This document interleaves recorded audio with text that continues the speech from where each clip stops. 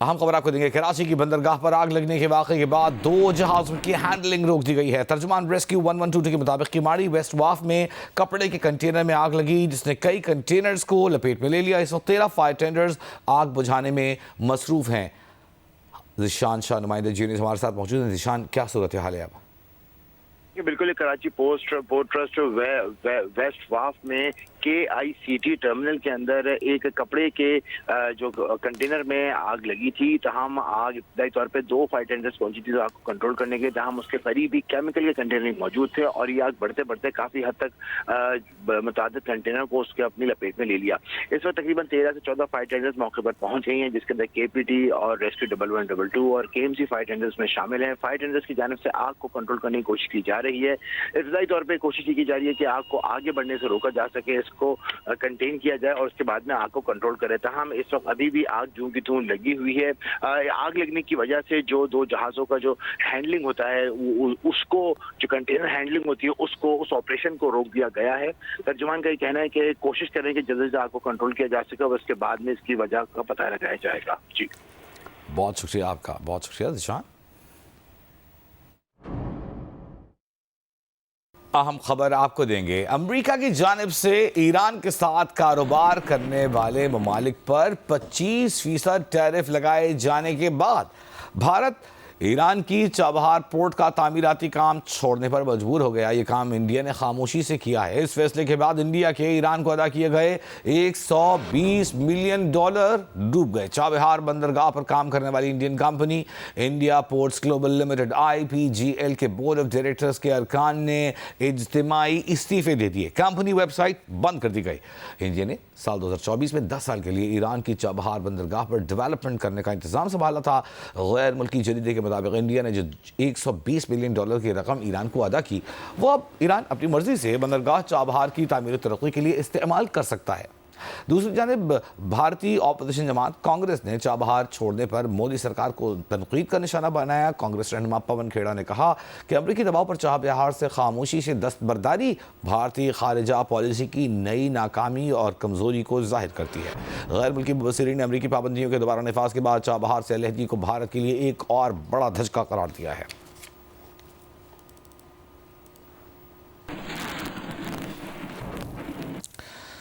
اور اب وزیر اعظم ہاؤس میں ہونے والے اہم اجلاس کا ذکر۔ وزیر اعظم شہباز شریف نے کہا ہے کہ افغان طالبان اور TTP کے گٹھ جوڑ کے ٹھوس ثبوت موجود ہے۔ دشمن کی طرف سے دہشت گردوں کو ہر طرح کے وسائل فراہم کیے جا رہے ہیں۔ قومی پیغام امن کمیٹی کے ارکان سے گفتگو میں وزیر اعظم نے کہا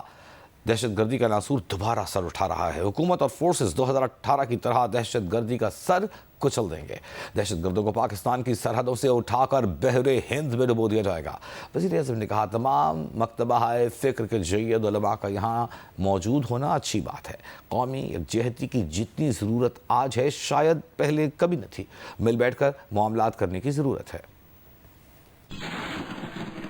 آج یہ دوبارہ ناسور جو اس نے سر اٹھایا ہے، خوارج ہیں، TTP اور TTA کا جو گٹھ جوڑ ہے، زبانی آپ کے منہ پہ کہیں ہمارا اس سے کوئی تعلق نہیں، لیکن ہمارے پاس ٹھوس ثبوت ہیں۔ ہر طرح کے وسائل ان کو ہمارے جو دشمن ہیں ان کے ذریعے وہ وسائل پہنچ رہے ہیں۔ جس طرح ہم نے 2018 میں دہشت گردی کا مکمل طور پر خاتمہ کر دیا تھا، کہ اس مرتبہ بھی دہشت گردی کا سر کچلا جائے گا اور ہمیشہ کے لیے پاکستان کی سرحدوں سے ان کو انشاءاللہ اٹھا کر بحر ہند میں ڈبو دیا جائے گا۔ بالآخر قومی اسمبلی میں اپوزیشن لیڈر کا تقرر ہو گیا ہے۔ محمود خان اچکزئی قومی اسمبلی میں اپوزیشن لیڈر تقرر کر دیے گئے۔ اسپیکر قومی اسمبلی صادق نے نوٹیفیکیشن جاری کر دیا۔ اس سے قابل اسپیکر قومی اسمبلی نے دوران اجلاس بیرسٹر گوہر کو نوٹیفیکیشن جاری کرنے کی یقین دہانی کروائی تھی۔ محمود خان اچکزئی اپوزیشن لیڈر کے واحد امیدوار تھے۔ اپوزیشن لیڈر کا عہدہ عمر ایوب خان کی نااہلی کے بعد خالی ہوا تھا۔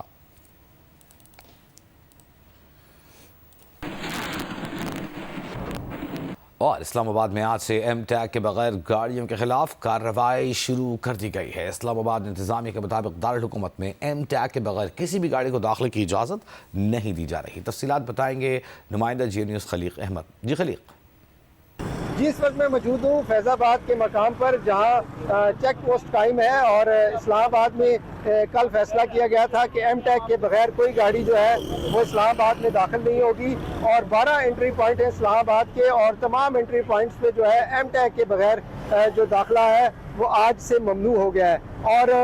کوئی سخت کارروائی تو نہیں کی جا رہی ان کے خلاف جن کے پاس ایم ٹیگ نہیں ہے ان کی گاڑیوں کو روکا جا رہا ہے اور ایم ٹیگ لگا کر ان کو روانہ کیا جا رہا ہے جن گاڑیوں کے پاس کاغذات نہیں ہے یا کوئی اور مسئلے ہیں ان گاڑیوں کو جو ہے وہ اسلام آباد میں انٹری کی اجازت نہیں دی جا رہی جی بہت شکریہ خلیق آپ کا اور دارالحکومت اسلام آباد کے بعد آپ کو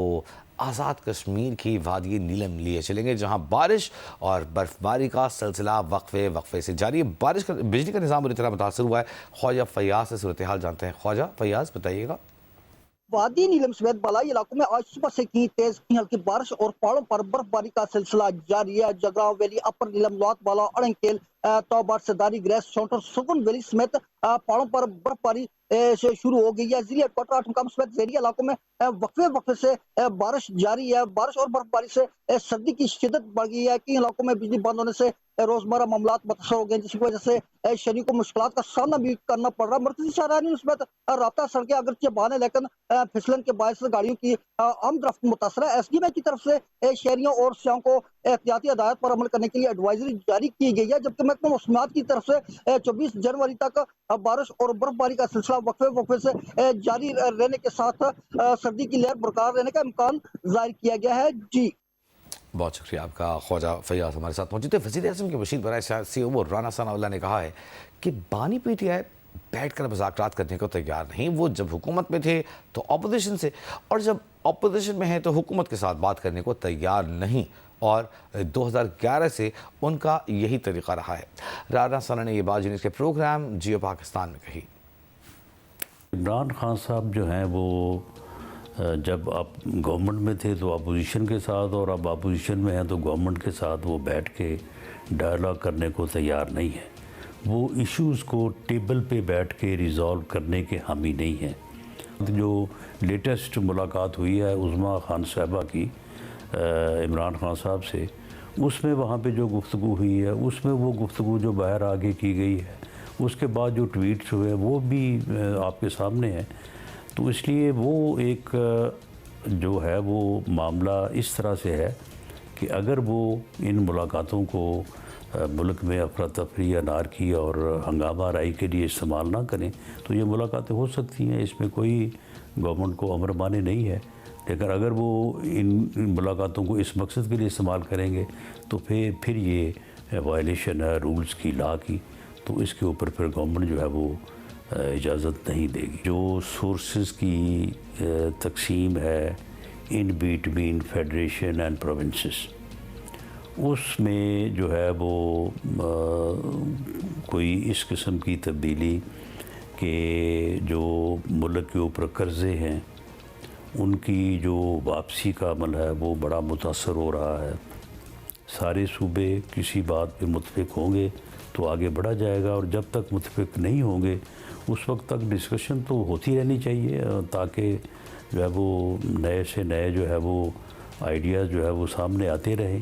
اور I C C under 19 cricket world cup Pakistan اور انگلینڈ کی ٹیمیں حرارے میں مد مقابل ہیں پاکستان نے ٹاس جیت کر پہلے فیلڈنگ کا فیصلہ کیا اور جلد کامیابیاں حاصل کیں اس وقت صورتحال یہ ہے کہ 7 وکٹیں انگلینڈ کی گر چکی ہیں 191 کا سکور ہے یہ میچ جیو سپر سے براہ راست نشر کیا جا رہا ہے پاکستان کے صف اول کے اداکار جاوید شیخ اور اداکارہ بشرا انصاری میں ٹھن گئی ایک تقریب میں بشرا انصاری نے جاوید شیخ کی طلاق سے متعلق گفتگو کرتے ہوئے کہا کہ جاوید شیخ کا گھر ان کے سامنے بنا اور ان کے سامنے ہی اجڑ گیا جس پر جاوید شیخ نے سخت رد عمل دیتے ہوئے کہا کہ کسی کا گھر ٹوٹ جائے تو یہ خوشی کی بات نہیں بشرا انصاری جہاں ان کی کہانی سناتی ہیں وہاں اپنی بھی سنایا کریں تقریب میں روبینہ اشرف نبیل صدف کمل ایاز خان سلیم شیخ